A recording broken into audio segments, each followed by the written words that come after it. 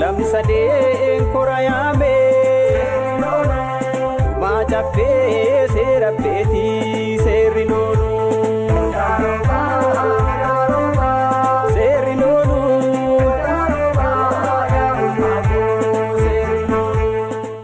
Oromoon waggaa saddeetiin baalli wal harkaa fuudhee angoo karaa nagaan waliif dabarsee ittiin bulee wal bulchaa tureera. Sirna gadaa keessatti gadaan waggoota ittaanu bulchuuf qophiirra jiru osoo baalli gadaa hin fudhatin dura odaa godaanee seera tumee waliif labsee bara dhufu baalli isaa fudhachuuf jala bultii qophaa'a. Oromoon Tuulamaas gadaa shanan jiru keessatti barasaa eeggatee odaa nabeetti godaanee dongoraa tumaatti seera ekkee jahan tumee cafee tumaatti seera lallabee dhaka koratti raggaasisee angoosaa walirraa fudhata. Seerri gadaa Tuulamaa inni jajjabduun inni waannan tuma seera gadaa tuma seera cafee tuma seera gadaa afran jila gadaa Tuulamaati. Jilli gadaa afran Tuulamaa seerri gadaa Tuulamaa ittiin bulamu ka itti tumamuudha. Sadee afranuu qooda mataa isaanii qabu. Odaa nabee irraa ka'ee caffee dongoraa dhaqee caffee tumaa dhaqee dhaka kora korii kuni sadee kuni afran walitti aana. Ayyan sirbaa ga'ee daarii hambaa beekaa malee maatulluukaa gadaan tabbaa. Ayyan sirbaa ga'ee daarii hambaa beekaa malee maatulluukaa gadaan tabbaa. Gadaan Tuulamaa osoo angoo waliif hin kennin dura gadaa waggoota taanuuf alangee fudhachuuf qophaa'u ardaalee jilaa Tuulamaatti dabareen godaanuun waan raawwachuu qabu hundaa wal duraa duubaan raawwatama. Ardaaleen jilaa dachee ilmaan Tuulama sadeenii keessa jiran hedduu ta'anis waggaa saddeetiin seera olaanoon kan itti raawwatu yookaan jiilli guddaan kan itti raawwatu afurii shanaffaan immoo malkaa Awaashi. Ardaaleen jilaa jedhaman gurguddoon afurii shanaffaan malkaa Awaash. Malkaan Awaash ka'umsa waan malkaa irra ceetuuf warri malkaa gama jiru akkana yoo dhufan malkaa san kormaa goromsisuunis malkaa san cehee dhufe malkaa sun malkaa Awaashaa ta'u malee malkaa dubbisaa jedhama. Malkaa sanii waa hunda sirratti haa dubbatan jedheeni malkaa san irraa ka'a. Waa saba gama jiruu sun yoo akkana dhufu dura abbaa biyya kanaattu abbaa jahan galaantu achi dhaqee warra garas jiru sana malkaa sana cehee qalee ceesisee fidee dhufa. Gaafa malkaa san cehanii akkana dhufan gaayaa gaaddisumaatu turanii malee odaa nabee irratti wal ga'u. Odaa nabee irratti yoo wal gahani odaan nabee walitti qabamaa waa hundutu bakka sitti walitti qabama. Dooriin waggaattaan alangee gadaa Tuulamaa fudhachuun dura odaa nabeetti godaanam. Odaa nabeetti bokkuu fi ulfaan Tuulama sadeenii bahee achitti wal gaha. Tuulamni ilmaan sadi qabaatus sadeen Tuulamaa garuu ijoollee hedduu qaba. Sadeen Tuulamaa warreen jedhaman sadeen daacii, jahan bachoo fi jahan jiilleeti. Maatiin hunda isaaniiyyuu hortee isaanii waliin ulfaa fi korma isaanii qabatanii odaa nabeetti godaanu. Gadaan gaafa gadooma fudhachuuf ga'u dooriin yoo gadaa fudhachuuf itti dhiyaatu hoggaan tokko yoo isaafu in godaana. Eessatti godaana? Odaa nabeetti godaana. Odaa nabeetti kan godaanu maal godha? Odaa nabeetti bokkuun Tuulamaa hundi in godaana. Abbaan jahan Tuulamaa, abbaan sadeen Tuulamaa, abbaan jahan galaan, abbaan shanan jiddaa warri kun warra abbootii bokkuuti warra hooggan warra jila kana akka godaani ka'ee jilli geesseedha. In godaansa odaa nabeetti godaansisa. Odaa nabeetti yoo godaan warri bokkuu dhaqee qubata. Warri abbaa bokkuu, abbaan jahan abbaan shanan jiddaa, abbaan Tuulama sadeenii, abbaan jahan galaan. Oromoon bokkuu baay'ee qabaa. Abbootiin bokkuu hundi korba qabatanii dhaqu. In godaan in dhaabbatu achitti dhaqanii faajjii dhaabu. Lam sadeen korayame majafe serapeti serilolu. Odaa nabeetti hojiilee hedduutu raawwatama. Ilmaan Tuulamaa hortee isaanii wajjin erga godaananii booddee ulfaatu to'atama. Bara kana ulfaa warra eenyutu hafee hortee warra eenyutu nutti dabalame jechuudhaan Tuulamni taa'ee wal to'ata. Sana booddee rakkoo isaan jidduu jiru tokko lamaan lakkaa'amee furmaan itti laatama. Rakkoon tuulama jidduutti uumamee iddoo kanatti furmaata hin arganne hin jiru. Kan danda'an achirti murtee laatu kanaa bulu jedhan abbootiin gosaa fi abbootiin gadaa fudhatanii qe'eetti deebi'anii hiikuuf irbuu seenu. Ulfaanillee ayyaantunillee abbootiin gadaatillee abbootiin seera baasanillee hundinuu achitti wal ga'u.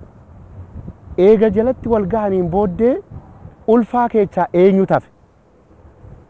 Gadaa keechaa eenyutu rakkoo qaba? Gadaallee achitti keechaa hiiku. Nama rakkoo qabullee achitti hiiku. Ulfaa manatti hafillee achitti addaan fo'atu. Eega kana hunda addaan fo'anii nama hafe araarsanii waa hunda fixaniin booddee qoratanii achirraa nagaa eega buusaniin booda ka'anii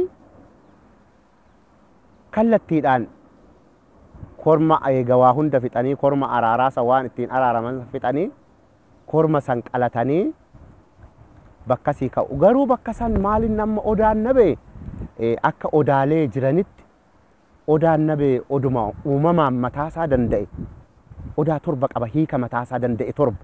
Tokko odaan nabe odaa tuutaa qaba. Kan waa hundi jalatti wal ga'u. Ayyaantunillee jaarsillee ulfaanillee abbootiin gadaatillee dura odaa tuutaa san jalatti wal ga'u. Odaa tuutaa san jalaa odaa gadaa sanii bara gadaa godaansaa san amma bara darbee gadaa beelbaatu godaan. Gadaan beelbaa miseensi beelbaa qofti odaa isaa san jala dhaqa. Odaan shan kophaa jira. Odaan tuutaa bakka jira biraa jira. Odaan araaraa immoo laga takkaan ce'ee kophaa jira. Odaan kun torban hiika mataa isaanii danda'e qabu. Odaan shanan gadaa shanan mataa isaa danda'ee jira. Odaan tokko odaa baay'ee wal jalatti wal ga'an odaa tuutaa jedhama. Namni kamiyyuu ulfaan kamiyyuu bakka jalatti wal ga'u. Eegaa waa jalatti wal gahanii mari'ataniin booddee namni wal dhabe namni walitti bu'e ulfaan bad'eechatti qoratu odaa araaraa sanitti qoratu. Odaan araaraa sun eegaa waa hunda fixanii akkana deebi'anii eegaa waa hundinuu dhumee fixamee odaa isaan odaa gadaan odaa ofii san jalatti wal ga'ee waan jiru san eega fixeen booddee korma ofii qalatee eebbifatee ka'a. Yakka qulqulleessan odaa nabeetti seerri hin tumamu. Odaa nabeetti kan gumaa oduun baasin dhufe, kan bultoo oduun bulchin dhufe, kan araara dide, kan nama wallabee dhufe, ajjeesenna keessa ta'a baasii as keessaa jedha of keessaa baasa. Gumaa oduun baasin dhufe baasii as keessaa jedha hin baasa. Kan oduun baasin oduu gumaarra jiruu dhufellee tuulama gadaa keessaa nan baasinaa asii galee dhan qulqulleeffadhaa nan fixadha jedhee kadhata. Achitti wal qulqulleessanii wanna hafte hoggaa kana keessa deebi'aati wal qulqulleessaa kan gumaa hin baasin gumaa baasi, kan gumaa nyaachuu didde, kan gumaa baasuu didde, kan gumaa nyaattee bultoo buluu didde of qulqulleessi kottuudha. Achitti seera qulqulleessa. Harka xuriidhaan caffeetumaatti caffee dongoraatti naqan caffeetumaan naqan. Xinnaasaa ta'uu guddaa osoo rakkoon tuulama jidduu jiru hin furamne kormi hin kufu. Odaa nabeetti gosti dhufee rakkoo isaa himatee osoo hin laallaminiif bira darbu hin jiru. Gosti yookaan namni murtee iddoo sanaa fi sanaan dura maanguddoota biyyaa fi abbootii gadaan itti kenname didu jiraachuu baatus garuu tuulamni yoo namni murtee biyyaa dide jiraate karaa ittiin adabu qaba. Namni murtee tuulamaa dide tuulama waliin hin jiraatu. Intala isaa irraa hin fuudhanii ittis hin heerumsiisanii. Gabaa tokkos waliin hin hirmaatanii. Bishaanii fi ibiddas hin kennanii fi adabbiin nama murtee didee tokko lamaa miti. Gabaabumatti oromummaa keessaa baasu. Egaa namni gumaa baasuu dide namni kallachi gumaa noo baatu eetta gaafa gumaa baasuudhaa jedhe kallachatu baa, bokkuutu baa, caacutu baa, ulfaatu baa, farda luugamaatu baa, dubartii duudatu qabee duudaa qabattee baate. Kana hunda didee gumaa nyaadhu jedhee ega dide kallacha lafaan tuqee deebi'a. Bokkuun bokkuu lafaan tuqee deebi'a. Warri sun abaaramaadha. Abaaramaadha. Aadaa Oromoo dide gadaa Oromoo tuffate seera gadaa Oromoo tumte tuffate uummata Oromoo tuffate jila gadaa keessatti gahee hin qabu. Innis gaafa nama ajjeesee gumaa isarraa nyaatati hin araaramaniif gaaddisa nama wajjin hin taa'u. Araara namaan taa'u, jaarsummaan taa'u. Dubra isaallee irraa fuudhuu hin dhiisan, dubra ofiillee kennuuf hin dhiisan. Kanaan dirqisiisa. Wanni ittiin nama to'atan waa hedduudha. Amma dursila nama akkasii of keessaa baasanii amma ajjechaa lubbuutti illee hin jira. Maneedhaan qabu gadaan.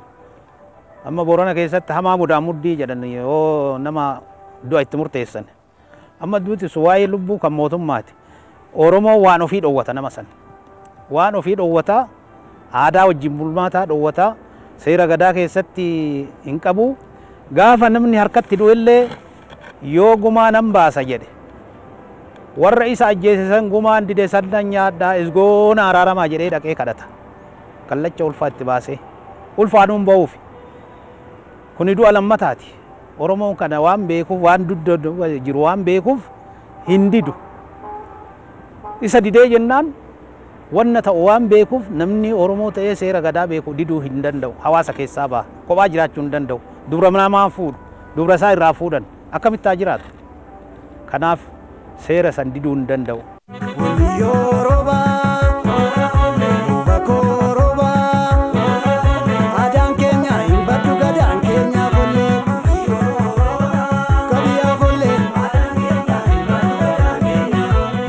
Erga tuulamni dhibdee isaan jidduu jiru furatanii booddee abbootiin ulfaa foollee gara malkaa Awaashitti erguun birbirsa akka maatu taasisu. Gadaan sirna isaa keessatti wal utubee waliin deema malee kophaatti kan jiraatu hin jiru. Kanaaf hunduu tartiiba isaatiin wal duraa duuban wal utuba. Gadaan murteessee foollee ergaa foolleen immoo ni raawwata. Kanaaf foolleen karaa bulee malkaa Awaashii birbirsa maaxee Odaa Nabeetti fidee dhaaba.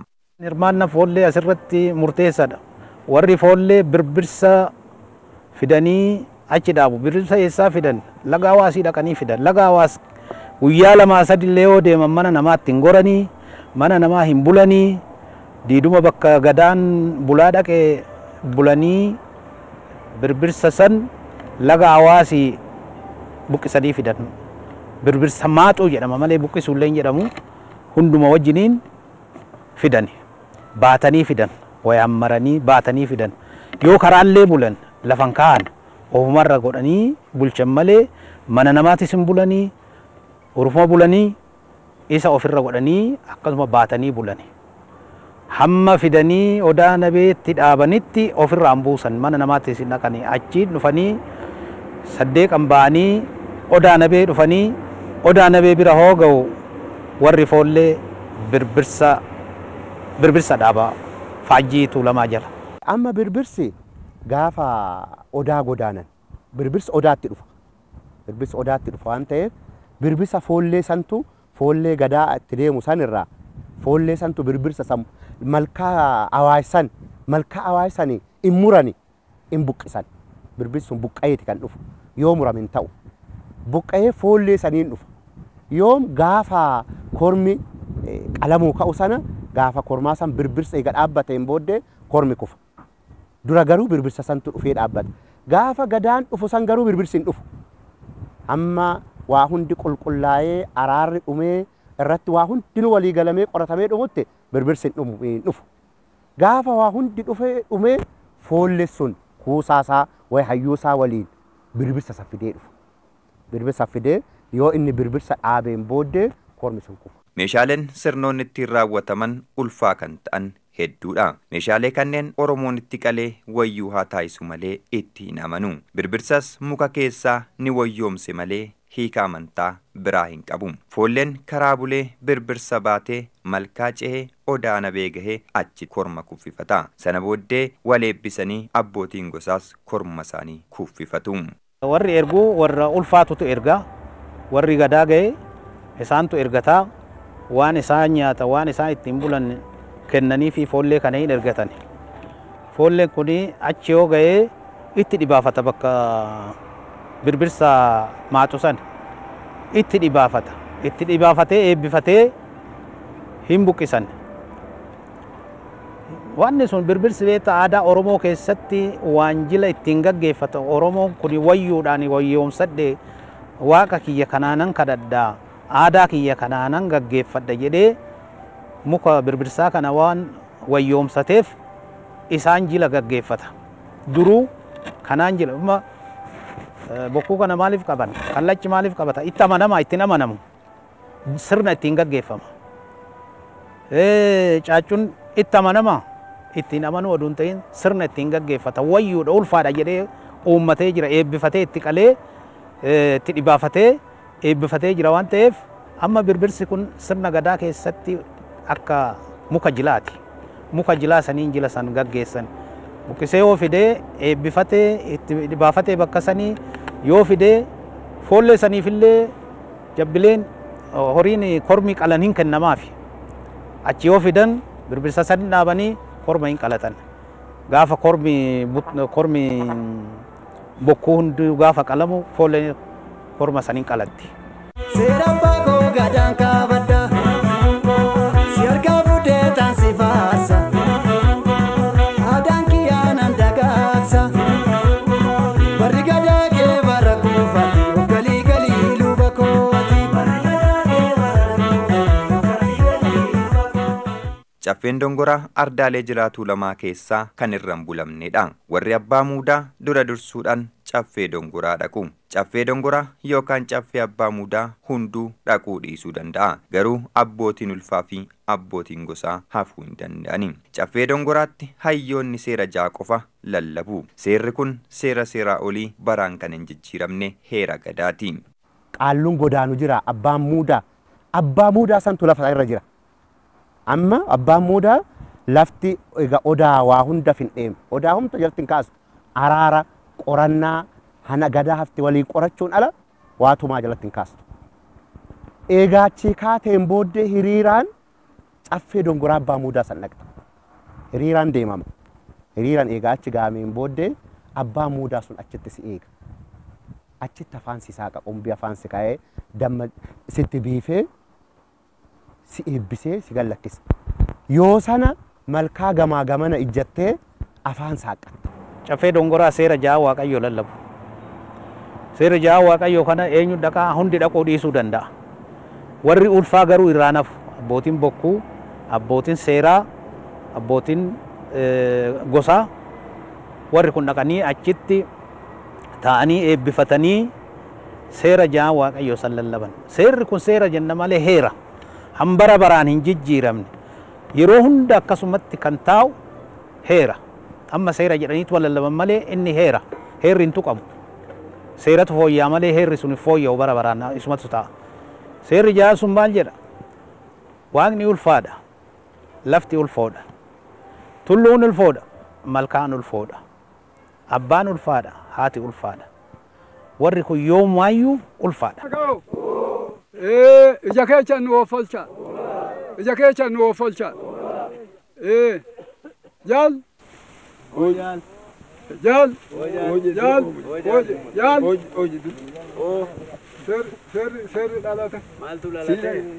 Seerri dhalate. Maaltu dhalate? Seerri dhalate. Maaltu dhalate? Waaqni ulfaadha. Seera waaqaaf lafaati dhalate. Waaqni ulfaadha. Lafti ulfoodha. Abbaan ulfaadha. Haati ulfoo. Garri cuqqaalaa ulfoo. Malkaan hawaasa ulfaa. Abbaan ulfaatee ilmi sal'atu ilmoo cuqqaalaa ulfaadha. Kana dhalate.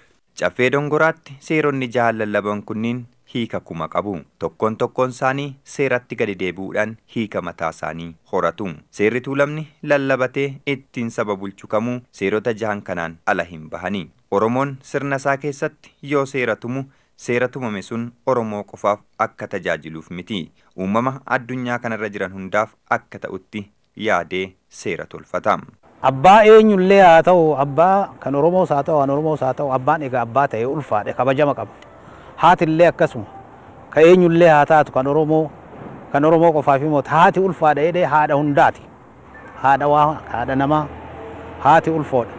Haadha bineensallee yoo taate bineensa ilmoo of jala deemsiftu irraan ajjeesan akka seera gadaatti bineensa jedhanii irraan ajjeesan ilmoo hootu waan of jalaa qabduuf seerri gadaa kana qaba waan ta'eef haati ulfoodha jedha. Egaa seera ja'an kana eega dallabanii caffeetumaatti dabran. Amma eegaa dhufanii achi gahaniin booddee yoo danda'an achumatti jahan hiiku. Amma ulfaa sanirraa akka seeritti. Akka seerus maal ittiin bulmaata. Ittiin bulmaata sanitti hiiku. Yoommoo itti cillimaa'ee irraan bulani.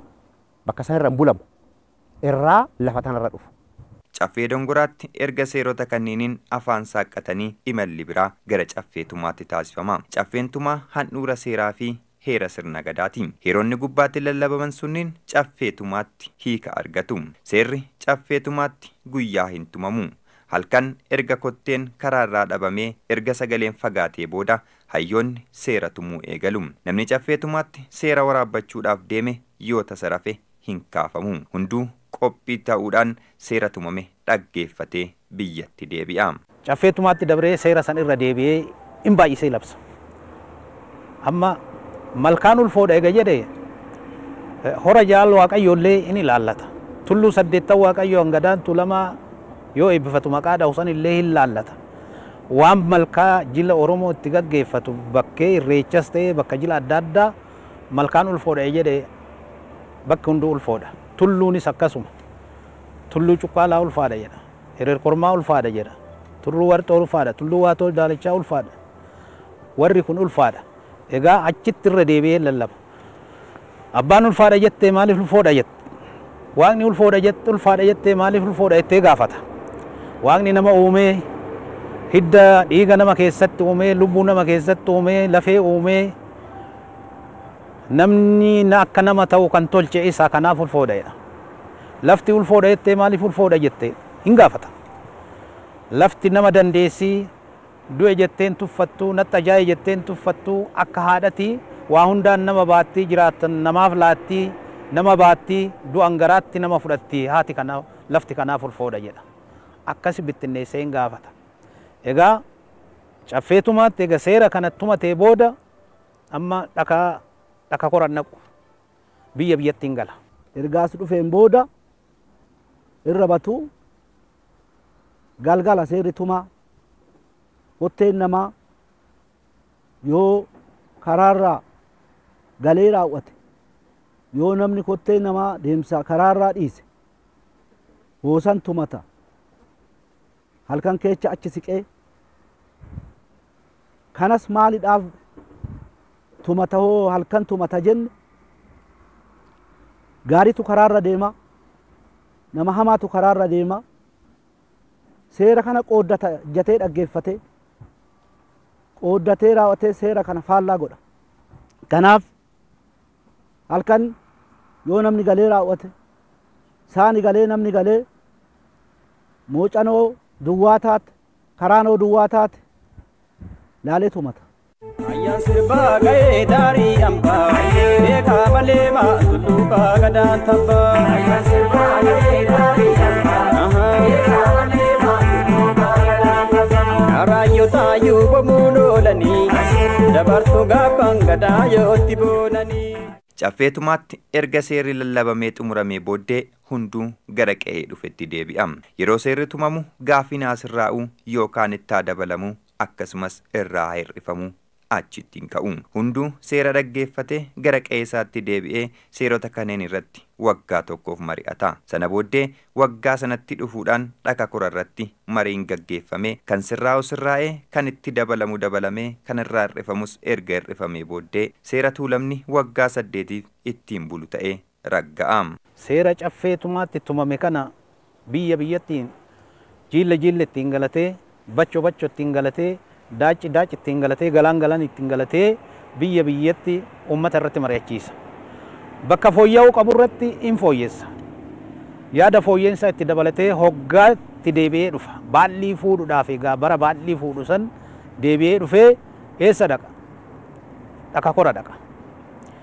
Dhaka kora dhaqee achitti in taa'aa in eebbifataa maal jettan maal baannattan asirratti wanni gaafattan jira wanni fooyya'u jira jedhee abbootis seeraa amma duraan hin gaafatanii duraan akkasuma lallabanii amma warra gadaa kana hin gaafatan. Maalti isinii fooyya'aa maal fidattanii dhufan maal baannattan jedha. Bakki akkasii nu haa fooyya'u bakki akkasii nu haa sirraa'u jedha. Kan seera ja'a waaqayyo san hin tuqan. Gumaan namaa kan duraa amma kana ta'e amma kana haa ta'u jenne ol nu haa ka'u gadi nu haa bu'u hin gaafatan. Egaa kana gaafatanii booda abbootis seeraa dhaka koranii in lallaban. Kuni amma labsii dhumaati.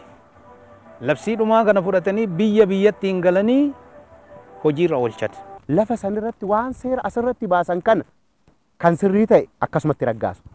Kan irraa hir'atuu qabu hin hir'itu. Kan irraa itti dabaluu qabu itti dabalate. Gizeesan waa hunda eega xumurameen booddee achirratti raggaasanii walii galanii bakkeen irra darbe aangoo bakkanatti muuddatu. Gaafa seera baasanii fixan nama gadaa tana bulchu bakkanatti muudu. Nama tokko eeroo jechaadha. Eega asitti eeraniin booddee biyyatti hin galu. Gaafa deebi'u saglii san achitti muuda. Gaafa seerri ragga'ee dhume saglii isaa achitti muuddatee raggaafatee kara manaa gala.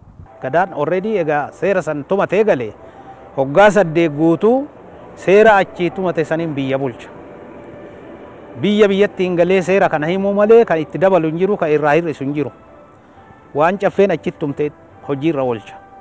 Kana amma caffee tumaa seera gadaa ardaa tumaa seera gadaa afran kan jennu isa. Kana alattis biyya biyyatti hinoo galee amma odaa boqqotaa jedhama odaa nabeeti kaanii yoo biyyatti galan amma warri jiillee kan jalatti boqqotanii dabranii jiranii. Kana alatti malkaan odaa lafti jilaa malkaawwan irra.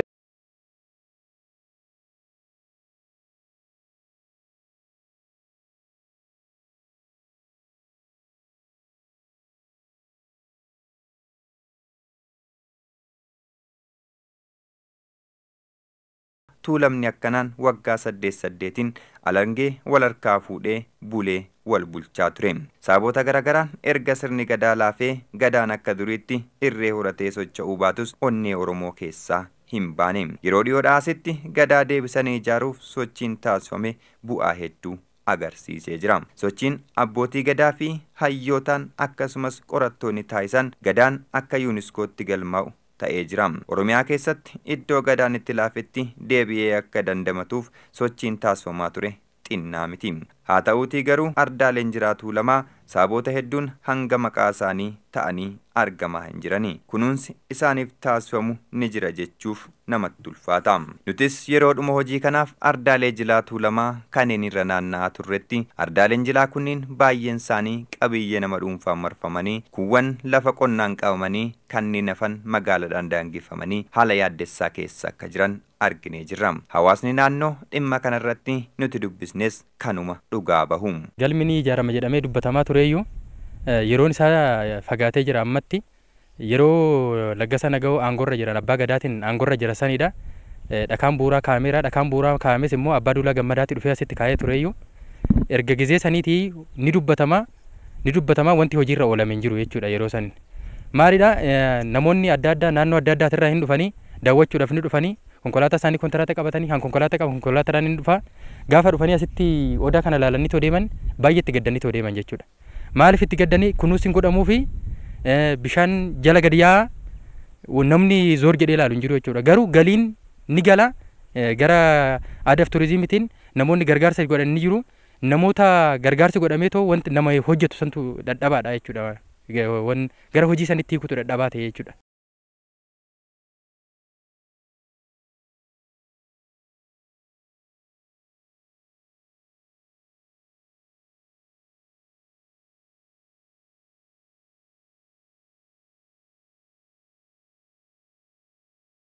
Gadaan sirnaa sirni immoo iddoo itti raawwatu qaba. Iddoo sirni kun itti raawwatu iddoo seeraa fi seenaa qofa osoo hin taane sirna gadaa keessatti akka qulqullummaatti ilaalama. Seeraa fi heerri gadaa akkasumas adeemsaa fi iddooleen jilaa kunniin kan to'ataman gadaa 5 keessaa gadaa alangee yookaan baalliin harka jirtudha. Kanaaf immoo gadaan tuulamaa alangeen harka jirtu gadaa melbaati. Melbaan iddoolee kanneen kunuunsuu eeguu fi to'achuu irratti maal gochaa jira? Gadaan beelbaa aadaa kana karaatti deebisuu fi lafa duudhaa kana karaa safuu uumamaa isaatti deebisuu fi waal gochaa jira yoo jedhame hanga ammaa wanti godhamtu hin jiru. Hanga mootummaa gaafatee dinagdeen harka hin jiru. Dinagdeen hin jiraatin sammuudhuma jiru saniin bakka jirutti akkatti deebisaa jira yoo jenne haa ta'uuti haraa tanaa wayya malee kan jiran bakkatti deebisaati miti kan jiru. Gaafataas mootummaattis rarra'ee uummatittis rarra'ee wanti deebise hin jiru. Garuu gadichuma hammateetuma waliin deemaa irra malee lafa aadaa tana lafa takkittii tana xiqqoo fuula deebisuu tanaan ala wanni biraa wanti deebise hin jiru. Gadaan melbaa kophaatti diinagdee qabaatee baay'ee socho'aa hin jiru. Garuu diinagdee dhabus Oromoo qaba. Haa ta'uti abbootii gadaa fi hayyoota cinaa dhaabbachuun sochiin biiroon aadaa fi turizimii Oromiyaa iddoo kanneen kunuunsuu keessatti qabuu fi abbootii gadaa waliin tokkummaan hojjechuu irratti hanqinni akka jiru abbaan caffee Tuulamaa dubbatu. Aadaa fi turizimiin aadichuma baay'ee babal'isaa itti deemaa jira. Yaa ta'uti garuu yoo gadi gara gallee ilaalle aadaa fi turizimiin sirna gadaatiif sirnichi gadaa bulchiisa akka mootummaattis mootummaan illee sirna gadaatiin hin bulcha jechaati kan jiru. Aadaa fi turizimii Oromiyaatti yoo siqne lafa jilaa afran kan maqaan ala bakka isaan jiran beeku. Lafa maqaa isaa hin beeka lafti garuu waa irra haa jiraatu duwwaa jiraatu wanti beeku hin jiru maqaadhuma gubbaarra jira. Kana immoo aadaa fi turizimii Oromiyaatti itti kaaseen ture. Bokabbadaatti itti kaaseen ture. Lafa kanallee akka dhufee ijaallaa timeen ture. Odaa nabee bara gadaa mirmajii waa hojjetamee ture. Akka Abbaa Duulaa Gammadaa bara jiran galmi guddaan tokko akka ijaaramu yaadamee ture. Cirraashumaa farankuuti funaanan sunillee achumaan badee. Garuu as garagallee mootummaan oduu nuti humna horannee nuti kallattiidhaan itti deemne mootummaan nu deeggaruu hin dinne. Waajjirri aadaa fi turizimii garuu kallattiidhaan aadichuma ammateera malee lafa kana afranuu bakka inni jiru hin beeku hin agarres. Funuunsaa jira funuunsuu ofii yoo waa argite funuunsi taate waa won agarre kana bakkas jira. Mootummaan amma obbo Shimallis yeroo tokko gaafadheen ture waan barbaadetti deemaa isiniin gargaara waan jedhutu ka'ee garuu silaa aadaa fi turizimiin dhimma kana waa hunda godhee oduu itti geeche mootummaan naannoo Oromiyaa wayimoo muummichi ministiraati wanti aadaa kana maaliif ol kaastan jedhee wanti nu dhoowwate hin jiru wanni nurraa maqses hin jiru.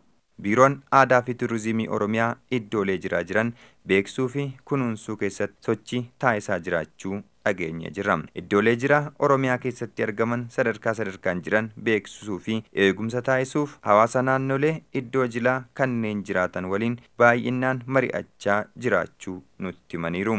Caasaa naannaa sana jiru wajjinis ta'ee hawaasa naannoo sana jiru wajjin mari'achuudhaan ardaaleen jira akka daangaan qabiyyummaan ardaalee jira seera qabeessa akka ta'uu danda'u abbaan qabiyyummaan abbootii gadaa harka galuu akka danda'uu fi kabajamuu akka danda'an taasisuudhaaf hojii bal'aadha kan hojjetamaatiin tureetiin jiru. Isa sana ergaa harka keetitti galfatteetiin ardaalee jiraa kana kabajsiifteetiin jette misoomsuudha kan itti aaneetiin taasifamu. Sirna bulchiisawwan dabraniinis kallattii adda addaatiin dhiibbaa irratti taasifamaatiin tureen isaa ta'u namni isuma sanuyyuu dagateetiin bakka tokko kan dhuunfaadhaan qodiinsa nama dhuunfaa ta'eetu jira. Bakki tokko ammootuyyuu kama woloo ta'eetu nutu jiruyyuu utuu hin kabajamne allittiin hafeetiin jiru jira. Isa kana ammoo qorachuudhaan irra deebuudhaan hawaasni naannoo sanarratti qubateetiin jirus yoo ta'eetiin jedhe naannaa sana kabajuu akka danda'uu fi achumatti akkaataa ittiin shifti ta'uu danda'u taasisuudhaan karaa uummata amansiisuutiin hojii guddaadha kan hojjetamaatiin ture.